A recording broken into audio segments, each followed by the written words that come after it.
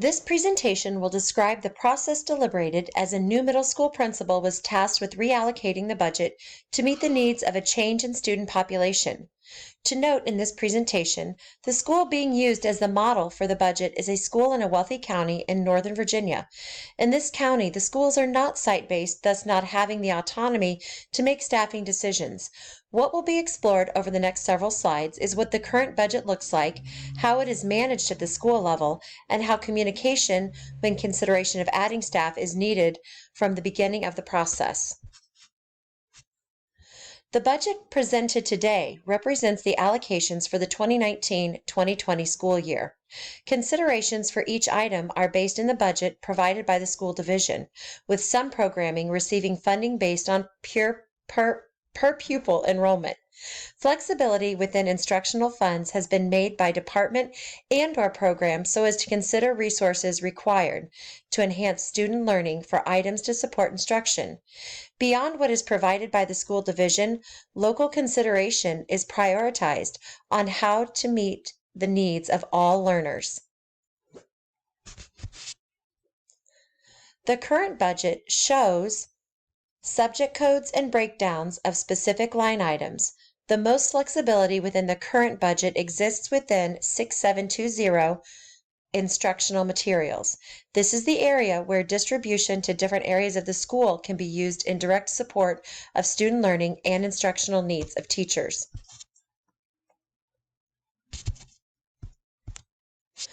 This visual represents the bulk of the current school budget is devoted to instructional materials, which is further broken down to meet the needs of departments and programs which directly support all student learning.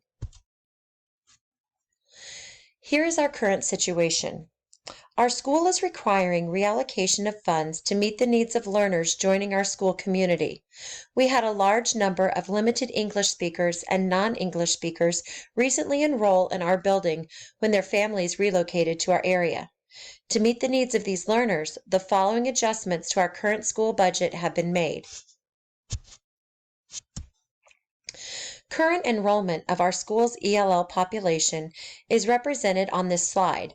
Of importance to note is that ELL students are supported by district funding based on this formula: 0.9 times number of ELL students times $10. With the current addition of 25 students to our current 320, that puts our enrollment of ELL students at 345 students total. This increases our county funding from $2,880 to $3,168. The increase in funding will only add $288 to assist with the educational needs of our new students. In order to meet learning needs and instructional costs, we had to take a look at our current budget and review where our instructional funding could be spent for materials needed for our new students. Looking at adding additional teachers or support staff will be discussed in upcoming slides. Reallocation of funding for our increase in student population comes mainly from instructional funds, coded 6720. Subject code 6705 ELL is highlighted on this page as it is an increase in funding that will be received by our school based on the county budget, but this only finds an addition of $288.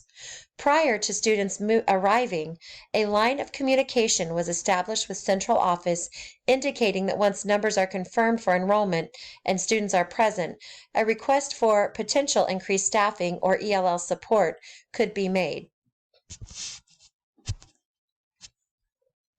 Until final staffing considerations have been reviewed between the school and county, the following monies have been impacted.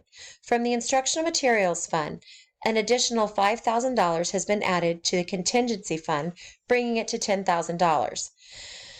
There was an increase to duplicating costs. An additional $1,500 was added to reading, which would assist in covering costs for additional materials and potential need for support materials in programs such as leveled literacy intervention. A line item was added for math materials, which was not available in the original budget.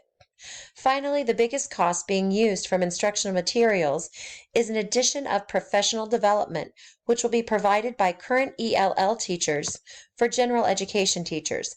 This training will be used to support classroom teachers in the integration of vocabulary development and instructional support in content area classes. This leaves the instructional monies with a balance of $9,702. Why these adjustments?